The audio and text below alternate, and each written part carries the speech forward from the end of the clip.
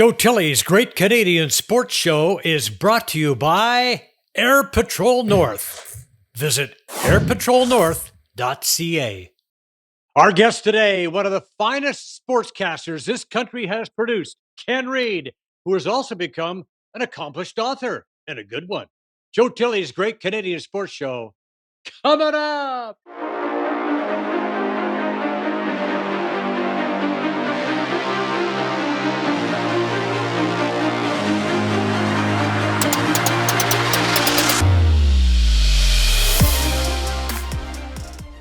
Our guest today hails from Pictou, Nova Scotia. He is an avid sports card collector, over 20 years in the broadcasting business.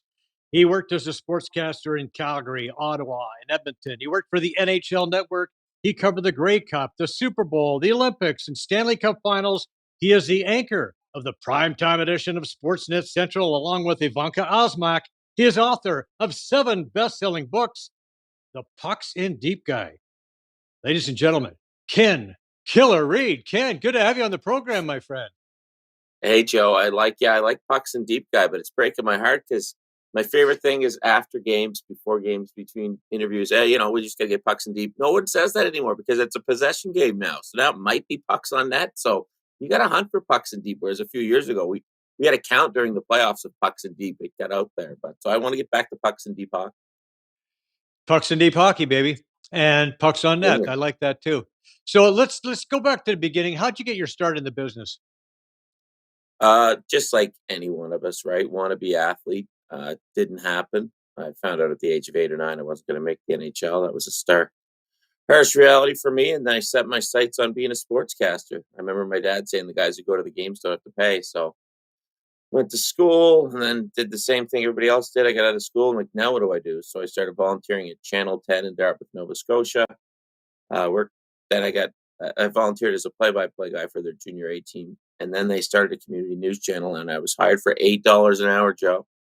32 hours a week, big bucks. So I did that for 2 years, 2 months, decided I needed to eat, moved out to Calgary, lived with my mom for a bit, and my stepdad, started a job at A Channel Calgary as a morning news writer, worked my way up to full-time news writer, bought a Sunfire, was on top of the world. Oh. Then videographer, then weekend sports guy, weeknight sports guy, then a gig in Ottawa as a sports guy, gig in Edmonton as a sports guy, then CP24, NHL Network, TSN, Sportsnet. Here we are. All right. So who was your inspiration? What broadcaster inspired you, sportscaster? My guy was Al McCann at CFRN in Edmonton. Yeah, right. I remember hearing about Al McCann when I was at CFRN. A lot of guys. I wanted to be Bob Cole, right? And Dick Irvin and Danny Galvin. But when I was a kid, I would flip from CBC Halifax, where Doug Saunders did it, to Compass in PEI, where Scott Russell was doing the sports, to Alex J. Walling on MITV, to Doug Vason on MITV. So I was inspired by all these sportscasters, right? I just so wanted to be a sportscaster. So I would flip from local news to local news to local news, watching these guys. So yeah, Al McCann was big at CFRN, a shop that, as you know, has produced a ton of guys. So I like to think I was inspired by a lot of people. Yeah, a lot of guys went through that area, no doubt about it. Dutchie, Lance Brown, a few others, but okay. So you mentioned you spent some time in Edmonton and covering the Oilers playoff run in 2006. We got you here from a clip you did back in the day, a live hit. Let's have a look at that live hit. Going to be a good game here tonight at Rexall Place, and trying to do live TV here, guys, if you don't mind. You're kind of in my shot. Seats. You don't know if we can get some hooked up with some dope and stuff, huh? Not really. No, I'm a sports reporter. We're on live TV. That's what the camera's for.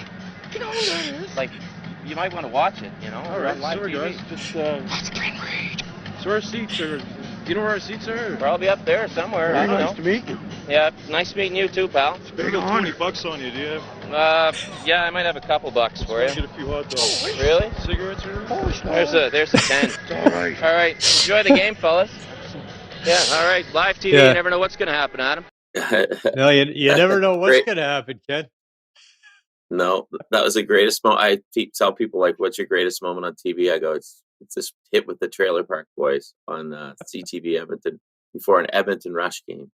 You want the backstory on that, Joe? Okay. Okay, so the Trailer Park Boys are set to appear in an Edmonton Rush game. So I tell the newsroom and Steve Hogle, who I'm sure you know, I tell Steve, who is our news director, send me down there for a live hit. I'll get the Trailer Park Boys on live. It's like, all right.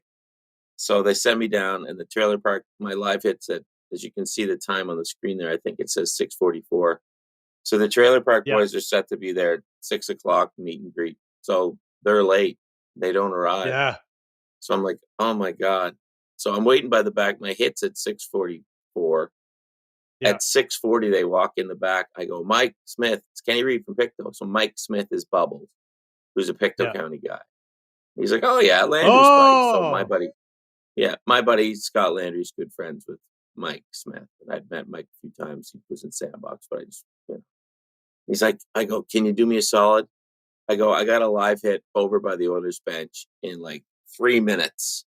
Can you guys just come in and do something quick? And he goes, yeah, boys, this is Kenny. He's Landry's buddy. And Rob Wells, who's Ricky, I remember going, oh, that dick. And and we laughed. He's like, yeah, Kenny's not a dick. I'm like, good. Yeah, we'll do it. So like, when is it? I go, it's in 2.5 minutes. So they're like, well, let's go. So we kind of jog to where the live hit is. As you know, Joe, you never run. You only get there out of breath. So we get there with a minute there. And the boys like, what do you want to do? And one of my favorite characters on Trailer Park Boys is Steve Rogers, the reporter from Channel 10. And Bubbles is all obsessed with Steve Rogers because he thinks Steve Rogers is cool because he's on TV. I said, boys, just when I start talking, give me 10 seconds, walk in and just give me the Steve Rogers treatment. So that's what happened. They walked in. Bubbles was like, that's Ken Reid. Give me the Steve Rogers treatment. And at the end, it was funny. They waited around, so we had a laugh. And JP, who plays Ricky, gave me my Julian gave me my $10 back. So I actually did give him $10 in the hit there. I didn't know what we were going to do. It was all ad lib. So that was so much fun. So that's and my brother actually is the one who threw that up on YouTube. So that's one of my favorite moments of my broadcasting career for sure. Yeah, that's great, man. I mean, and you mentioned just before that you were making $8 an hour. I remember my first gig in Red Deer. I was $1,050 a month. That's big bucks, man. I don't know if $8 an hour adds up to that. That's 1982. Good. Let's go back a ways, yeah. Oh man, yeah. It's crazy what we worked for. I mean, I know we're going to sound like old men when we say this, but it just shocks me when people come out of school and start in Toronto. I'm like, what? Yeah. Like, come on. It's funny because, when you look back on it, those were some of the funnest times I ever had. Like, I literally changed the sign in front of the station, like we could put the individual letters up on a ladder.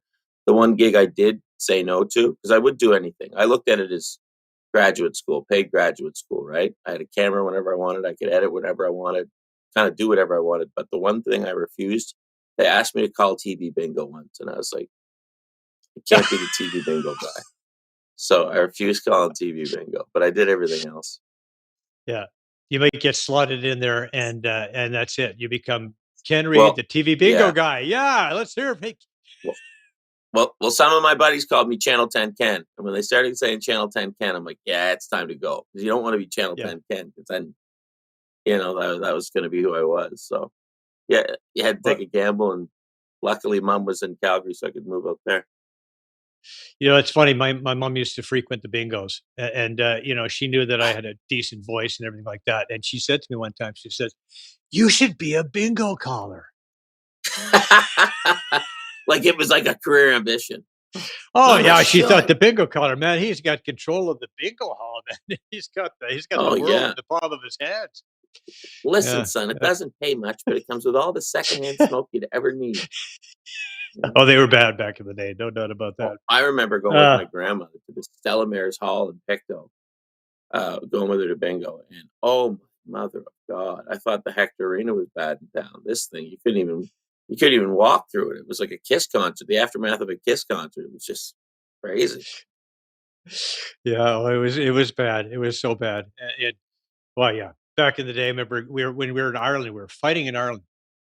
and we were going from venue to venue and fighting, and everybody smoked. Everybody Yeah. smoked. Some people smoked cigars, and the smoke was so thick. And well, not too long ago, they used to used to outlaw cigar smoking at the Shaw Festival boxing events, right? And Oh, they used to wow. smoke Really? Wow. cigars while they were watching. And this is probably maybe 15, 20 years ago.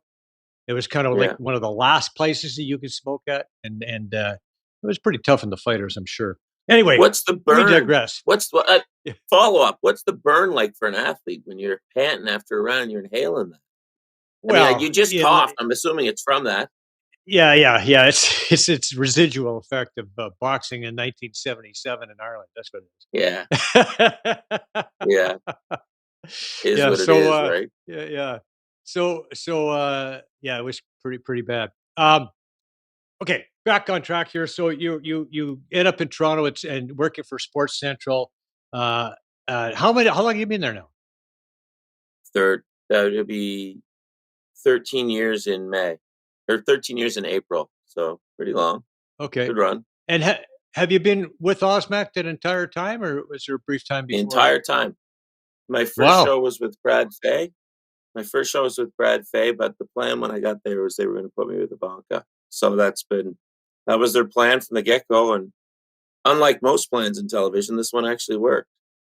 Yeah. No, it's a great it's a great duo. So we got let's have a look. We got some video of you and Ivanka on the desk. What's going on here, Vic? Okay. Can you hear it? I can't. I can't hear it, but that is a virtual thing when Evanka was they had a hologram for Okay. Evanka for hometown hockey. So that's me in Okay. front of a green screen in some weird town doing a thing with Evanka who had done a fake thing from studio. I think I might have been Okay. mouthing off to her. Right. And She then you nodded disappeared. along. And you disappeared. Yeah, then I Uh, disappeared. y- Yeah. okay. Yeah, that's some serious good magic there. So talking about magic, Yes. what is it that makes it work between you guys? I think we're just being ourselves. And it's just like when you meet anybody, some people you meet, nice to meet you, you don't ever talk to them again. Um, Other people you get along with. And I mean, there's incentive when you work with someone, there's obviously incentive to get along, but we clicked, it worked. So I'm sure everyone out there has people at work they're closer with than other people. It just so happens for me, it's Ivanka's one of the people at work that I get along with exceptionally well, and we're lucky because we're co-anchors. So yeah, Right. it just worked. It wasn't you want to make it work. Obviously, when you meet anyone, you want to make it work, and it was in our best interest to make it work, and it worked anyway. So yeah, it's very nice. It's easy. Um, she's from the city, I'm from the country. Uh, she grew up one way, I grew up another. So it's kind of funny. We just kind of make fun of that dynamic, and we we roll with it. And to her credit, she's got to have a pretty thick skin working with me because I like to chirp, and I always tell her I only chirp those who I love. So so maybe I've gotten away with a few things, but she chirps me back now. It's great. I have a lot of fun with it. Yeah, a little bit of kind of the straight man. Wasn't she like trained as an engineer, or like she educated as an engineer or something? I mean, yeah. Yeah, So yeah, yeah. yeah, She's way smarter than I S- am. Yeah, yeah. yeah, Anyway, yeah. it's a great combo. It's good. It works. Yeah, we have fun. It's and plus we're sitting there all night together, right? So you might as well have fun with it. And it's just sports, you know. Right. So many people take this business way too seriously and take themselves way too seriously. And I'm just like, it's sports. So I'm not a numbers guy. So coming out of a game, I'm not going to be like, oh, the shooting percentage was blah, blah, blah, blah, blah. I'm going to react the way I react. And the way I react is basically the way you'd react if you're watching at a bar and paying attention. Like, I'm not talking about the guy in the back of the bar doing shots of Jaeger and watching the game. Like, I'm at the front of the bar watching. And Ivanka's the same. So what a great save that was. Can you believe they only had 2 shots in the second? And then chuck her to the experts. So, I mean, last night we came out of the game and all I wanted to do from the start of the night was make fun of Colby Armstrong's 22-game scoreless streak playing on a wing with Wayne Gretzky. Or on a wing with Sidney Crosby. Hockey's most unbreakable record, not 50 and 39 for Wayne, but 22 straight games with Sidney Crosby without scoring a goal. So we did that. So, and Colby's a good friend. So yeah, it's nice that we get along. It makes going to work easy. Like it's kind of funny. We always say, couldn't imagine coming to work, hanging out with somebody till midnight or 1 in the morning and not liking them. How horrible that would make the experience. So we're very lucky that way. Yeah, it's funny. I saw Colby with you guys on the anchor desk a little while back, and he was plugging your book. That was pretty nice. Hey, it seemed to come out of Yeah, nowhere he's a too. beauty. Yeah, yeah, yeah. He's the nicest guy. He's another guy that, you work with and you just hit it off. Basically, we're at the same maturity level. We're both about 8.5 years old. And so we Right. get along very well. We kind of have the same sense of humor. He's a beauty. I love that guy. Okay, so you're not necessarily a numbers guy, but I'm sure you read a lot of the numbers on the hockey cards you've collected over the years. How many cards do you think you have? There's probably 75,000 kicking around the house. I really want to yeah, I want to dial it back. I've given a number away to kids in the neighborhood. Just like, here's a box of cards. Educate yourself. It's funny. Evanka's oldest last night. He wanted to talk to me on FaceTime. He's like, Ken, look what my dad and I did with my cards. So I'd given him a couple thousand cards. So he's got them pasted up on his wall in his basement. I said, is that your man room? And he's like, Yeah. yeah, that's just my man room. So it's spreading the love. But yeah, when I was a kid, the cards worked because there was no internet. You had your point totals in the Yeah. newspaper once a week. And the previous year's point totals weren't around. I didn't know that Guy Lafleur was from Thurso, Quebec.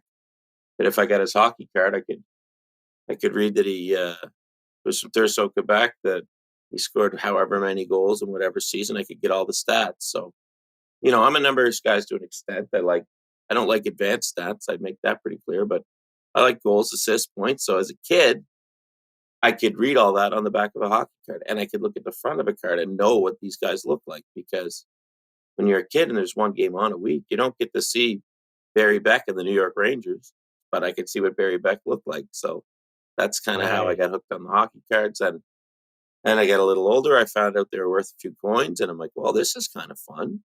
The stuff I really like is also worth money. So then I got hooked on that. Went away from them for a few years because I had more interest in what's it called? Oh yes, girls. And then, like a lot of guys, as I got older, I gravitated back towards my nostalgic childhood, and I realized, okay, there isn't just value in this, there isn't just information in this, but these are little pieces of history. So I'm kind of more into the history side of it now, and yeah, I quite enjoy it. Back in the day, you could have walked around it with a suitcase with, say maybe 10,000 of your hockey cards in it, and you could have been an analytics guy for a hockey team. It could have been. That's where all. You didn't have the media guide, and that's where No. all Yeah, yeah, yeah, the yeah. analytics guy. Yeah, you could convince the owners that Well, you need this other matters. teams I too. The media, quantify. yeah, right. Yeah. Yeah, Yeah, exactly. my thing with analytics is business owners, people who own the hockey teams are smart, right? They know business because they obviously get a lot of money. Maybe some of them don't understand hockey as well as the hockey department does. But if the analytics guy comes along and says he can quantify something for you and put it in a number, then the owner can go, oh, yeah, I totally get this. So they got the ears of the owner. So it's all the new fad. But hey, man, baggy jeans were the fad in 1990. They're not around anymore either. But I think analytics might be here to stay, sadly. Yeah, I think we all saw what happened in the Blue Jays playoffs games, and analytics are not Oh, necessarily the way to go. And the eye test is they're way more not. important, I think. Yeah. That is correct. I liked when John Tortorella said the other night, why do you guys pull this off win? Because we got balls. I'm like, damn right, Torts. What's the analytics for that? Yeah. Analytics is so blown up in the face of baseball the past couple postseasons. And in baseball, I can see it working because it's a game that starts from a stationary position. It's a one-on-one scenario. Yeah. But you got to use the eye test. It's funny how since all this Shohei Ohtani talk started, that no one's talking about what an absolute gong show that last playoff game was. It's funny how that works. Yeah. Yeah. Well, that's one way to get the Yeah, fans' attention off that. Yeah. Well, yeah.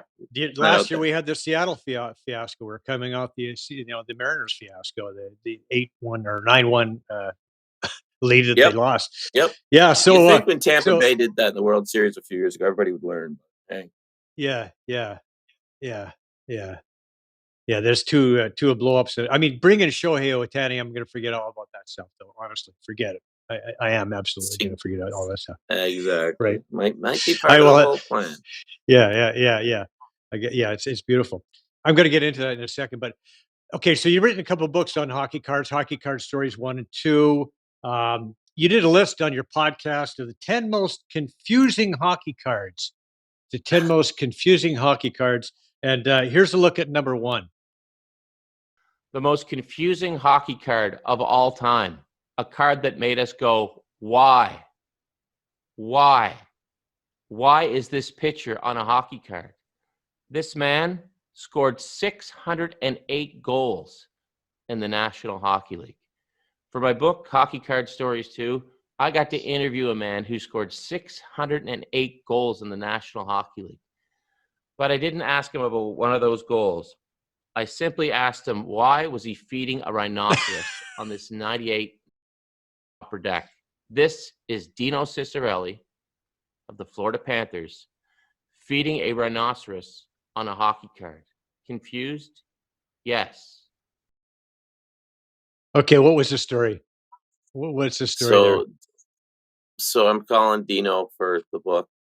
I go, I want to interview you about one of your hockey cards. He goes, oh yeah, I think I know which one. So the deal there was that this is in the era where there are so many companies wanting your business in the hockey card business. So Upper Deck is one of those companies. So they come up with different sets. There's their base set, then they come up with all these other things. So they're trying to put different photos on cards, right? So I remember Upper Deck had these ones in one of their extended sets. Once it's Doug Gilmour in his cool leather jacket, and I interviewed Doug about that. But they put out this set called Collector's Choice, and they're just trying to come up with different pictures. So the deal on that card is that was taken at Busch Gardens or some park outside of Tampa when Dino was playing for Tampa Bay. It was part of a photo shoot. So not only is he feeding the rhinoceros, but see the Florida Panthers logo on his shirt? Upper Deck airbrushed that in there to make it look like he was playing for Florida, because actually at the time of that photo, he was playing for Tampa. So somebody got a hold of that photo and said, this will be a great photo for a hockey card. I don't know why they did that, but poor Dino ended up on it. And it was just that people were trying to think outside the box. So the great thing about thinking outside of the box is sometimes it works. And the great thing about thinking outside the box clearly is sometimes it doesn't work. Even when it doesn't work, it makes for something legendary. So yeah, the guys are kind of at the mercy of the card makers, and the guys are like, and the great thing about interviewing Dino about it is he had a total sense of humor about it. He's like, yeah, I'm feeding a rhino. What can I do about it? You know, they took a picture. I think he said it was for a promotional campaign that the Bolts were doing. They were going to make a calendar or something like that. But photo ends up on a hockey. There's another great card of Ole Kolzig. He's backing up one game. And I think it was said it was exhibition season, or it might have been regular season. And he's just sitting by a photographer the entire game. And so the photographers, him and he start chatting, and somehow Ole ends up with a hot dog with his name on it. The guy's like, hey, let me take a picture of you with that. I'll send it to you. You know, it's not going anywhere else. So Ole takes a picture of himself with a hot dog with Olaf spelled out in mustard. 7 months later, he's coming out of a hotel. Some guy's like, will you sign my card? And he brings it up. He's like, what the hell is that picture doing on a hockey card? So, you know, you never know where a picture can end up. So there's an Ole Kolzig hockey card where he's holding a hot dog. There's Dino with that. There's some real beauty. Yeah, Dino, who's now a Hall of Famer. And Yep. Hall of Famer. Yeah. Got a hockey card feeding a rhino. Sometimes it works, and sometimes you're feeding a rhinoceros, right? Exactly. So it's pretty funny. But all the guys, the best thing about hockey is, you know, all the guys have a great sense of humor, often self-deprecating. I always say self-deprecation is the highest form of humor, self-deprecation. You know, I'm sitting here in my room doing my thing, hopefully making fun of myself too. So let's roll with it. That's what it's all about, man. Yeah, self-deprecation and not self-defecation. Okay, here's another list you did. This one was COVID inspired. Best 70s haircut on a hockey card. You had lots of good choices, and let's have a look at number 1. Bit of a note. The Dave Crisco, 76, 75. Couldn't find it. Don't know if I have it in my collection. So I know a lot of you think that should be number 1. I disagree. To me, this is number 1 for so many reasons. 74, 75, WHA card, number 37. That is Mike Antonovich from Minnesota, played for the Minnesota Fighting Saints, speedy forward, currently a scout in the National Hockey League. He filled me in on the details on this card once upon a time. Went into a scouting meeting, and the boys had the old overhead projector. They projected this card up onto the wall. In the words of Mike Antonovich, these are the exact words he told me in my first book, Hockey Card Stories, I want to find them and burn them all. Yeah. It's like anything, man. You cut your hair to fit the style. So I'm sure Mike was a young guy there. He was hip. He was cool. Just didn't know that the card was going to be around forever. And yeah, Al McGinnis, good East Pokes boy, good sense of humor. Checks her up on scouts meeting. Oh, sorry, how was that up there? So yeah, hockey cards live on forever. So Mike, super sense of humor, was more than happy to talk about it. Again, I called him. He's like, oh yeah, I know what card you want to talk about. Yeah. He's got a 79 OPG, 7980 OPG where he's flying around looking cool with the Jofa on. I'm like, yeah, I want to talk about the 74, 75. So he knew what was coming. So he ended up playing with it and had a lot of fun with it. And those, I mean, like I say, they're little pieces of history. They're a moment in time, and they're kind of captured there forever. But Mike was one of the many Minnesota guys on the Fighting Saints. So the Fighting Saints were quite the outfit. They had plexiglass boards, see-through boards, which were pretty cool. Again, Wow. Maybe a good idea at the time. Didn't work, but it's still a great idea. Like if you watch the old games, it's pretty cool. Well, think of all the advertising they lost, though, right? They would have lost. Yeah, for sure. They would lost. You can't superimpose all advertising on plexiglass. It's not happening. No, you're watching the game. You see a rat running around the front row eating popcorn below everybody. Things like that. They would have lost a lot of advertising for sure. So you wrote a great book a few years back, Eddie Shack. I was there for the launch. Hockey's most entertaining stories, and we have a book clip there from that book launch. Let's roll that. I'm very proud of him. I'll tell you right now. Yeah, we got a few copies of the book left if you want to buy it. And I'll personalize them, right, Eddie? I'll personalize it. You can write your name. As a matter of fact, I do have a pen. Thank you, Paul. And thank you, Paul Pictou, for all the help he gave us with the book. Amazing help. And thank you, everyone, for coming out. If anyone was offended by Eddie, see him for an apology later. He won't get one. Yes, our pal Paul Pictou rounds up that great video for us. The cameraman needed a little work with the steadiness, but other than that, it was it happens. What was it like working with Eddie on this book? Pure joy. Eddie's honest. What you see is what you get. He, again, another guy that got it. He took dyslexia, and I never thought about this, but he turned it around into something positive, right? He didn't hide that he couldn't read. As you can see, he's laughing about it. As Jack Valakat said, Eddie couldn't read, but he could count 1 million, 2 million, 3 million. Yeah. But that was kind of Eddie's swan song, because in January, right after the book came out, he was diagnosed with cancer, and he was gone by the spring.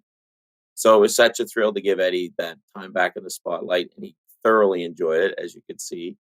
Brian Aaronworth from Frameworth was so cool with Eddie. He took Eddie everywhere, all across the country, doing book signings. Eddie had so much fun with it, and to sit and be able to pick Eddie Shack's brain was wonderful. It was a thrill to go sit in his house, meet his wife, meet Norma, and just hang in his garage. He loved hanging in his garage. That was kind of his oasis. But it was like a thrill. I remember him coming to play my dad's hockey team in like 1984 and getting a puck signed by him. And now I'm writing a book with him. And I love old time hockey. So I just loved every second I got to spend with Eddie. It was so much fun. Like Colby Armstrong called me up. He's like, yeah, I got to go to lunch with you and Eddie. So we went to lunch with Eddie. Colby was in heaven. When Eddie walked in a room, he was the loudest guy in the room. He commanded the room. He made no apologies, which I respect. We live in such sensitive times, and Eddie didn't give a crap. It was awesome. He was himself, and people absolutely loved it for him. The odd person would find me, oh, that was a little off. I'm like, it's Eddie Shack. So it was awesome. it was such a thrill. I can't. And we wrote that book quickly. So Brian got me to write that book. I'm like, so when do you want it for? A year and a half. He's like, I need it for 3 months from now. So the design on the book was incredible. It's a beautiful piece of art. The book in itself. I was so proud to be a part of it. And yeah, it was an incredible experience. It was fast. Most books take a couple of years. Eddie's took a couple months. So thank you, Brian. Thank you, everybody. Paul, Eddie, especially Eddie, to sit there, because Eddie was, I think, 82 when we wrote that. So it's an effort to sit there and babble on for 5 hours, 6 hours. But Eddie did it, and that we did a podcast that day. It was a lot of fun, and he doesn't hold back. I wish more people were like Eddie Shack. Yeah, the entertainer. Like, and it was Yeah. was one of a kind, no doubt about it. Yeah, yeah, Sure, beautiful. sure was. So Sure was. you also wrote a book with Dennis Baruch. He shared about his struggles with depression in the book, and you also talked about some of your own. Was it a cathartic experience for you? Oh yeah, I think it was for Dennis too. Dennis is a guy that this incredible hands, right? Put a puck in the water in the net from anywhere, he still can. And Dennis was one of those guys who was just overlooked, and it was not because of who he played, it was because of where he played, right? Like the poor guy just had no luck. Teams, if you put him on the Islanders or the Montreal Canadiens, we'd be talking about Dennis Baruch, Hockey Hall of Famer right now. Right. But he played for some really bad teams. That's just the way it was, because in the 70s, there wasn't really a balance of power, right? You were either really good or really bad. There wasn't kind of an in between there. I mean, he debuts with the California Golden Seals. That's tough. Then the Cleveland Barons, and Minnesota when they're not good, then the Caps when they're not good. But the man could score goals at will.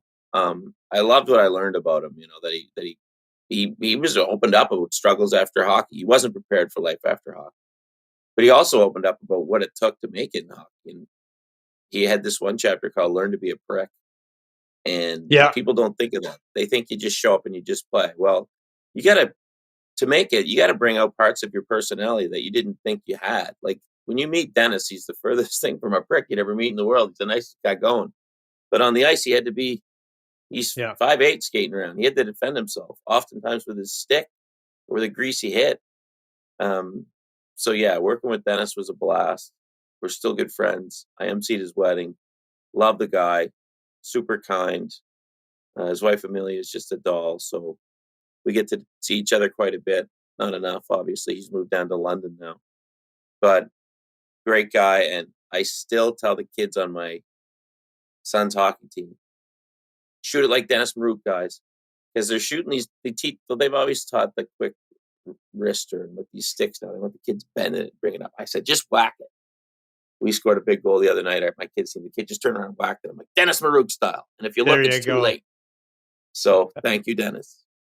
Get in the dirty areas and score those goals. There aren't a lot of guys who could have scored 60 goals with that Capitals team, I'll tell you. Oh, hell no. And Chris Valentine, who was on Dennis's line, will tell you he wasn't playing with Hall of Famers when he scored his 60 either. Yeah. Right? So when you score 60 goals and you're third in the league, that's crazy.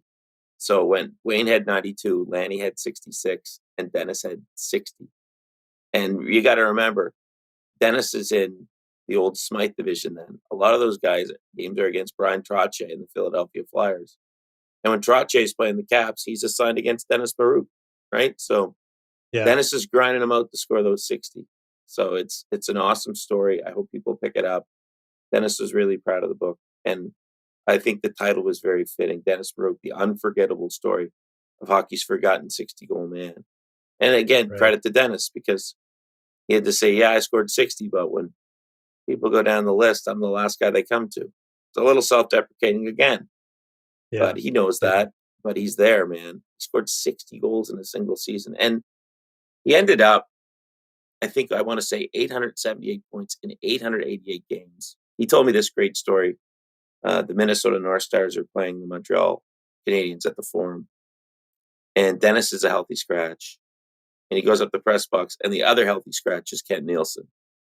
And they're both kind of like, what's what's going on here? Like, how come there's guys on the ice that clearly aren't as good as hockey as us, but they're playing? Like, maybe they can beat the crap out of somebody, but what's going on here? And Dennis also had this incredible playoff run. I want to say maybe 84, 85. We hit something like 16 points in 5-6 games. Like, you can look it up on HockeyDB. It's nuts. Yeah. So he wasn't just racking up points in the regular season. He get it down in the playoffs too. You talked about great stories, and Dennis being one of them. You have a lot of great stories in your latest book, Hometown Hockey Heroes. Just finished reading it the other day. This is a book for people who love hockey. What inspired you to write this particular one? Yeah. So you should always write what you know and what you're passionate about. And I still talk about the Pictou Mariners from the mid '80s, and I still all the time, whenever I meet somebody, I tell them about one of my hockey heroes named Teapot. Yeah. So when I was a kid, there's me and T. When I was a kid, couldn't go to the Montreal Forum, right? You're in Pictou. You can't go to the Maple Leaf Gardens, but you can go watch the Pictou Mariners. So that gentleman right there, Teapot, he scored every game-winning goal, every overtime goal. Teapot would score it.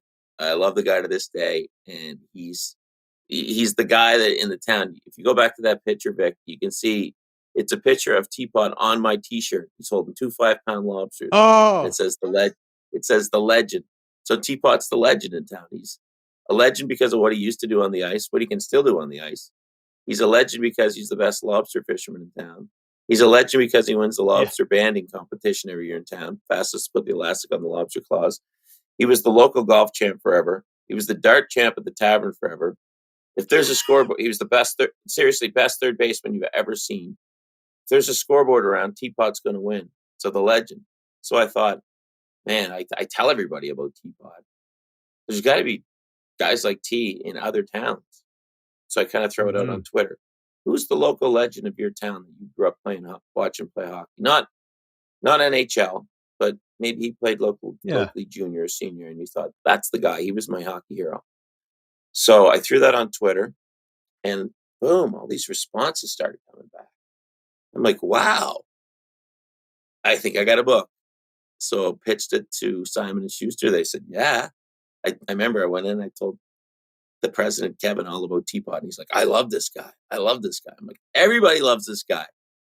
So I started with Teapot's story, my version of it, and set out to find out about guys. So I would call so I remember the first guy I called, he loved Bruce Campbell. So I called this guy up. He tells me all about Bruce Campbell. So then I end up talking to Bruce. He's like, really? People still think about me? So I get his story. So I did that with about 14, 15 guys. I didn't really know how to finish the book. And I was talking to Teapot one day, and he said, oh, wow. I was, what I told him how we all wear number 8. And he said, well, I wore number 8 because of Wayne Woodick. And I'm like, oh, God, Woody. Everybody in Pictou knows Woody, too. So he was the Teapot of the previous generation.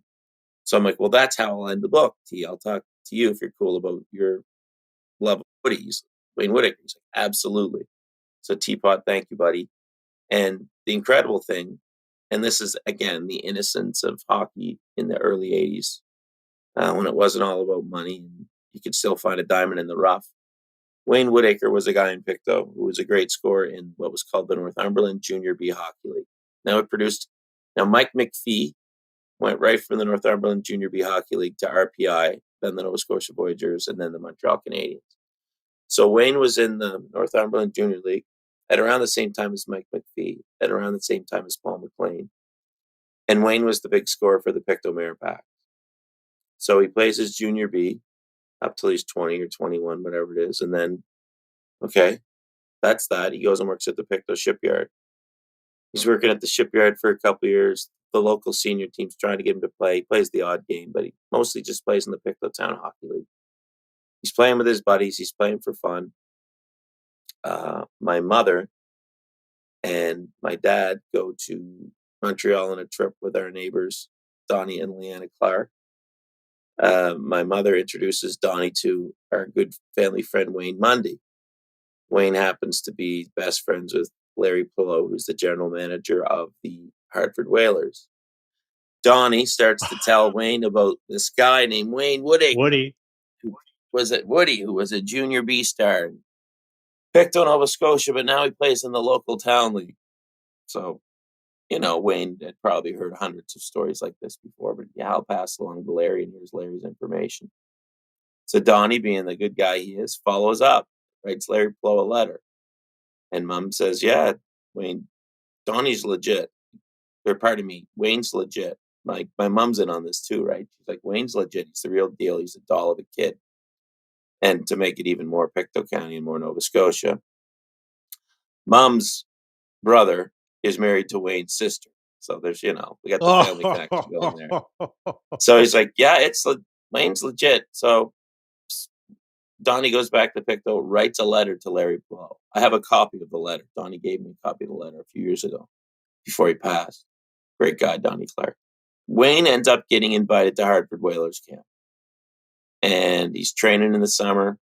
Training back then is going for a jog. And so Donnie and a guy named Clary Melanson take Wayne to Hartford. They drive all the way from Pictou to Hartford, which back in the day wasn't easy. Wayne ends up hanging out there for 2 weeks at their camp, which is incredible. I mean, he could have been cut after 2 days. And he puts in a legit effort. They tell him stay in touch. He kind of goes back to Pictou, and that year he scores 100 goals in the town league. He was scoring goals in the inter-squad games with the Hartford Whalers, but didn't work out. But the guy was a super generous fella. He meant a lot to our town. His sweater is in a display at our local rink. His wife, Ruth, is a peach of a lady. She helped me with the book. I just went back to town for a book signing. It was so sweet because Teapot was there and Ruth Woodacre was there. So we signed some books. And there's a lot more to hockey than just making it to the NHL. And you can make a hell of an impact on a lot of people without making it to the NHL. That's what Wayne Woodacre proved. That's what Dana Johnson proved. And that's what all the guys in my book proved. There's more to hockey than the NHL. And for so many of us across Canada, that's so legit. And I kind of wanted to let the people know in the big cities that that's what hockey is outside of the Scotiabank Arena or the Bell Centre or Rexall Place, whatever they call it in Edmonton now. Hockey's the small towns, man. It's the smoke-filled arenas when you could smoke a dart. It's junior B, it's junior C, it's senior A, it's senior B. So, and it's still thriving in a lot of towns too, which is pretty cool. Yeah, every single community across this country has their own, teapot. You talked about Robbie Forbes, who brought Corner Brook a national title, played with Mario Lemieux at one point in Laval. Yeah. His nephew's kind of a big deal. Yes, his nephew's a guy named Sidney Crosby. Yeah, kind of a big deal. Yeah. There's Robbie in the middle. I'd say the guy in the mustache, but this is 1986, so they all have mustaches. Yeah, they all. And the cool thing is when you watch, when I tracked down video of Robbie. It's just a wide shot of the whole game, right? And it's from Corner Brook in 1986. So it's a little grainy, but I'm like, that's Robbie Forbes, that guy right there, because he plays exactly like Sid. He's got the shoulders up. Wow. He's got the hands close together. He's going to the backhand all the time. Skates just like his nephew. Fantastic guy. Couldn't have been more accommodating. And another guy that goes, really? You want me in the book? And it's funny because Robbie's playing senior in Newfoundland, his first year out of college, trying to crack the pros, and Nova Scotia Oilers sent down a tough guy. And Robbie was trying out for the Nova Scotia Oilers, so he was left without a team. So he ends up in Newfoundland. Little does he know when he's skating around in that league that there's a guy watching him whenever he goes to St. John's area, and he's named Terry Ryan, who goes on to play in the NHL.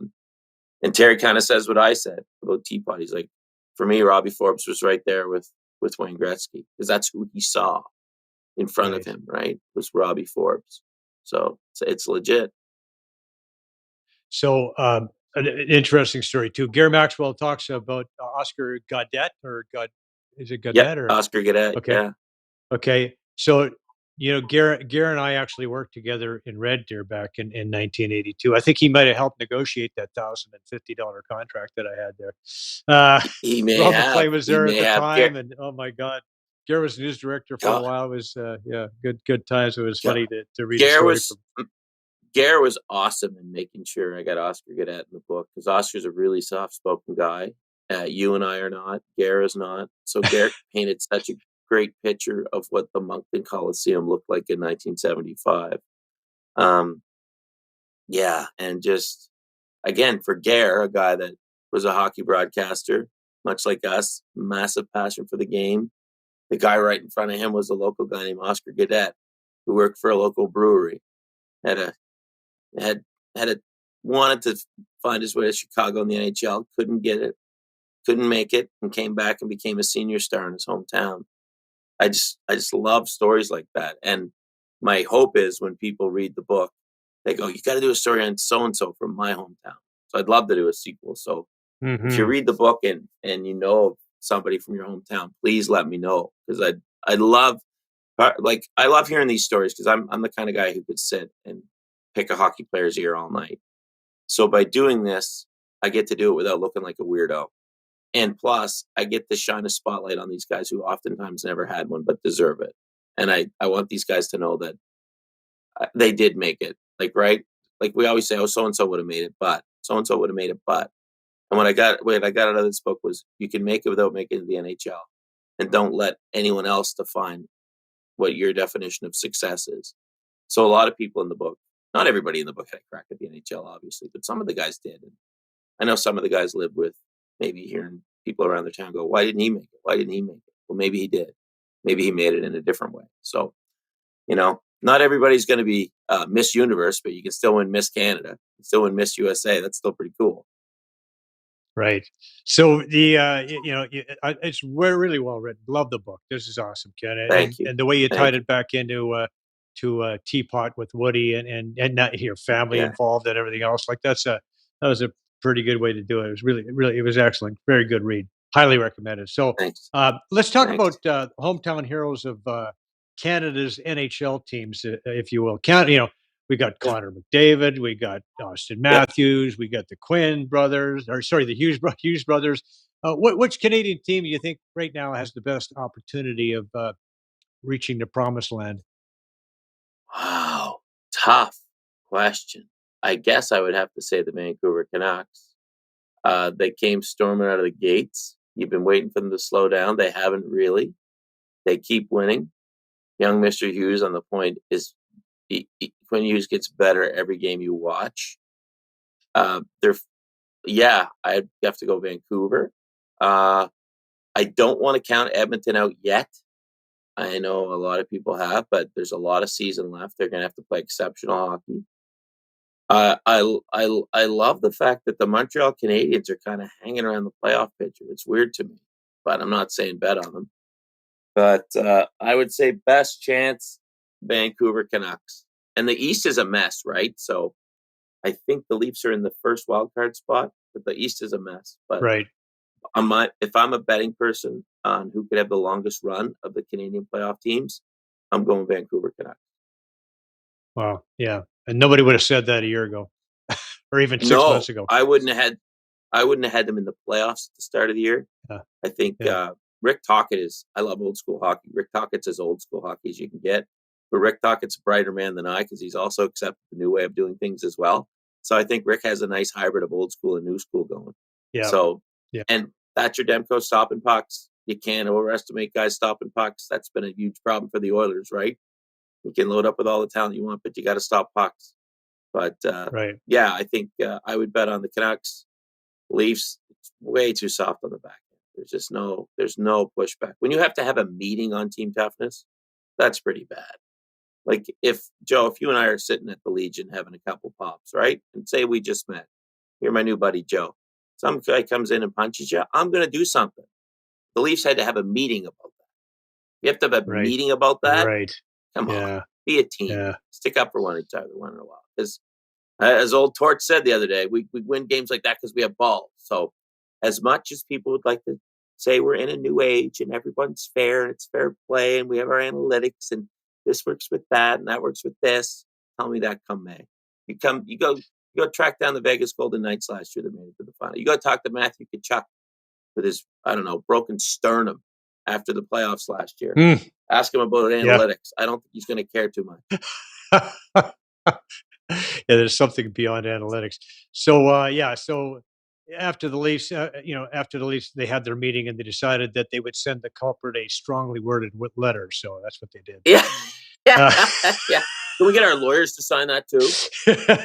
yeah. Yeah, that was So like if you yeah, have to have a meeting on sticking up for each other, yeah. come on. Come on. That's just So it's too late by then. yeah, we touched on the Jays earlier. And I want to bring us back to the Jays here. So you tweeted out a while back that the Jays should go all in on Shohei Ohtani. I had Lee Steinberg on the show, and I asked him what are the chances? What would that look like? Did And I we really started to really tweet think that? about it. And yeah, it was a while ago too. Yeah, God, I must have had a few yeah, pops yeah. in me that night because I didn't But think you, I think I might have been yeah? Are might have you been not still sarcastic. of the? Are you not still of the belief that that could happen and should happen? I want them to. I think Ken Rosenthal reported that Ohtani is believed to have met with them in Dunedin. Oh my God, if it happens, it'd be the greatest thing ever. Like, absolutely make it happen. They should go all in on him. Absolutely. Will they? I don't know. It's kind of like I've asked the hottest girl in school to the prom, right, Joe? But so is Yeah, everybody yeah, else.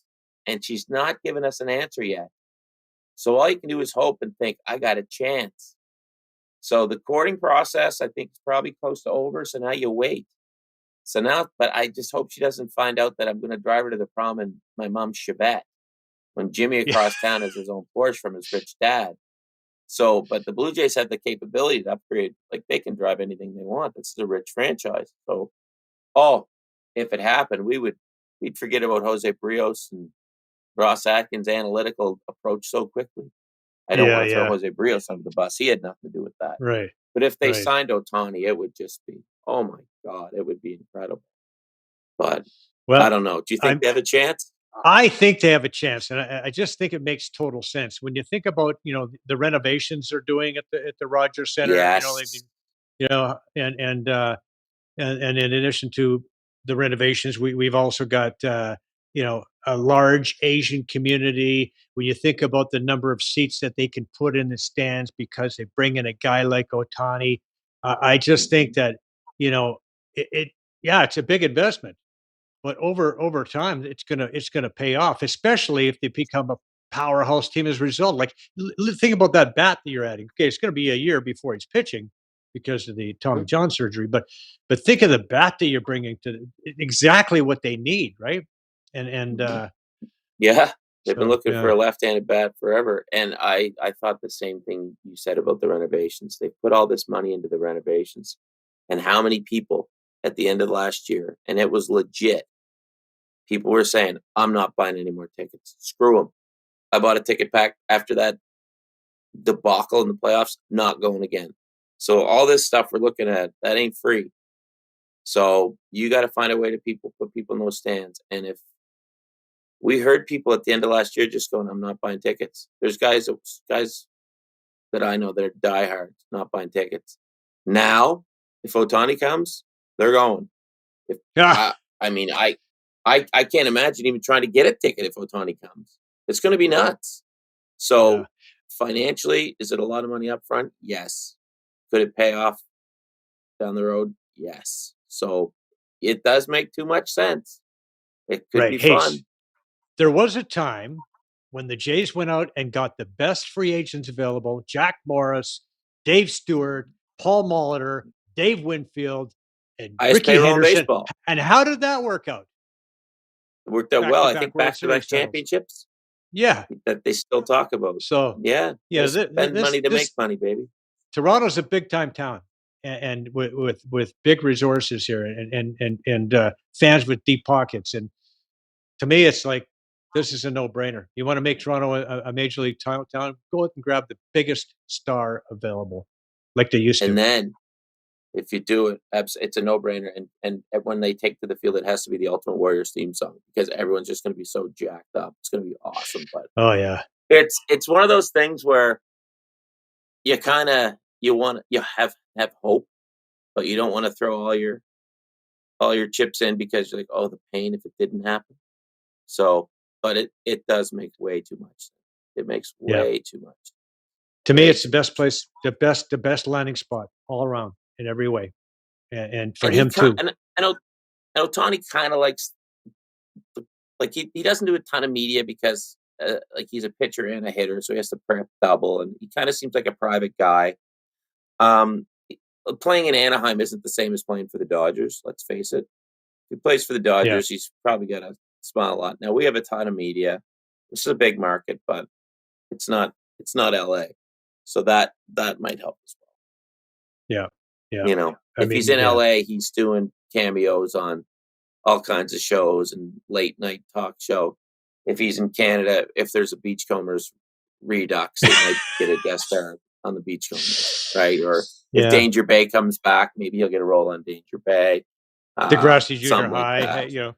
Oh, I'm longing for that. That's a dream right there. I told the guys in Trailer Park Boys, look, if you ever need another Steve Rogers, I'm your Huckleberry. I'll be the Channel 10. Maybe Shohei can do Trailer Park Boys. You know? Yeah, and then the cameo from Shohei. I mean, that's beautiful. That's the episode of Trailer Park Boys I'm not missing, that's for sure. No. Kenny, this has been a blast. Once again, the new book is Hometown Hockey Heroes. Great book, well written. I understand it's a bestseller already. Wow. Great Christmas present for a sports fan. Yeah. Tell us about that. It is. It's on the bestseller list. That's never happened to me before. So special thanks to my publisher, Simon & Schuster, for pumping it, getting it out there. And Joe, I like to say it's the perfect stocking stuffer because it's not hardcover, so you can bend it and you can fit right in the stocking. So, and somebody once told me Ken writes great books for uncles. And I said, that's very specific, but thank you. So get it for your uncle, and your uncle will love it. But thank you. It's done really well. I thank you for the nice feedback on the book, and I received some really nice feedback. It's been quite flattering. And again, when you write these things, you don't write them with the intention of everybody in the world buying them, but it's nice when people can relate to the passion that you have as well. Right, and it's a book that every uncle should have. But now there's something for the back. Should have Joe Tilley. Every uncle should have. Yeah. So, well, you good continued success with the book and continued success with everything else. You can catch Ken every night, Sports Central, every weeknight. Kenny, thanks for taking the time to join us. It's been great. Thanks, Joe. Enjoy the weather, buddy. All right. Thanks, man. More sports when we come back. What our kids breathe matters more than ever. But how can you tell if a school is safe to breathe in? If you could actually see what's in the air, would you keep them home? Introducing Air Patrol, making the invisible visible, ensuring schools are safer for everyone. Breathe safely. Addiction Rehab Toronto, Toronto's #1 alcohol and drug treatment center, saving lives, reuniting families. The only treatment center in the province to offer medical detox, treatment, sober living, and lifetime aftercare all in one place. Our unique and specialized programs are designed to equip our clients with the tools to successfully lead a life of dignity, respect, and purpose. Let us help save your life or your loved one's life. Call today for more information or to facilitate an intervention. 1-855-787-2424 or visit addictionrehabtoronto.ca. MNP, a leading Canadian national accounting, tax, and business accounting firm. MNP proudly serves and responds to the need of their clients in the private, public, and nonprofit sectors. Through partner-led engagements, MNP provides a collaborative, cost-effective approach to do business and personal strategies to help people and organizations to succeed across the country and around the world. With local offices in Oshawa, Mississauga, Burlington, and more, their team is here to support you. Visit mnp.ca today to learn more. And we want to thank all the folks who make this show possible. These are friends, trusted business associates, and all-around great people. We highly recommend them all. Thank you for your support of Canadian and local sports. A reminder that the show is available on iTunes, Spotify, Breaker, Radio Public, Google Podcast, and Pocket Cast, as well as the Spanglish Network, Buzz TV Live, and Zingo TV. Also, check out the show on YouTube. All of our past great shows are on there, some clips and shorts. Like and subscribe. It is absolutely free. Thanks once again to Ken Reid for being on the program, and thank you for watching. We'll see you next time. Brian Gribben Insurance Planning, helping you solidify your financial future. At BGIP, what we do that's unique in the marketplace is we show people how to spend and enjoy their money in the early years of retirement without the fear of running out. Also, we're able to do this without you having to change financial advisors. Please look us up at bgip.ca today. Let's book a 30-minute phone call to see how we can bring value to you and your family in your planning. Call Brian today for all your retirement needs. We did. 905-686-5678.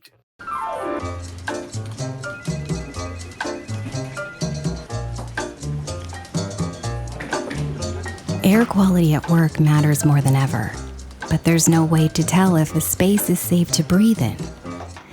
If you could actually see what's in the air, would you even come to work? Introducing Air Patrol, making the invisible visible, ensuring workplaces are safer for everyone. Breathe safely. Rooted in 60 years of tradition, Sleepy Hollow is a private golf club with a friendly community of members just minutes from Toronto. With mature trees and rolling fairways, Sleepy Hollow provides a challenging and enjoyable experience for passionate golfers. Enjoy great golf, amazing dining, and a picturesque patio second to none. Visit SleepyHollowCountryClub.com. Hi there, I'm Joe Tilley. Are you ready for an adventure of a lifetime? Next March, during the enchanting cherry blossom season, join me and my wife for an unforgettable 2-week journey to Japan and South Korea. In Japan, you'll experience the magic of the season as we visit the stunning Osaka Castle against the backdrop of cherry blossoms. Feed the adorable Sika deer at Nara Park, glide through picturesque landscapes on the famed bullet train, cruise on Lake Kawaguchi, and witness the awe-inspiring view of Mount Fuji. Relax in natural hot springs and savor a delightful Fuji dinner banquet while dressing in traditional robes. And of course, we'll dive into Tokyo's cutting-edge technology scene. In Korea, dress in elegant hanbok attire and step back in time at Cheongdokgung Palace. Wander through Andong Village, a true glimpse into Korea's rich heritage. Delight your taste buds with the flavors of Korean barbecue. We'll even visit the DMZ area to get a glimpse of mysterious North Korea. And guess what? This incredible journey is all yours for just $54.99, all-inclusive, with direct flights from Vancouver, or $58.99 from Toronto. Book now to unlock up to an extra $1,700 in upgrades and savings. Let's make some memories. Let's explore. Let's travel. Guests on Joe Tilley Sports receive a gift certificate from Classica Imports. Top of the line imported men's clothing. Check out the Classica Essential Collection now. Go to shopclassica.com.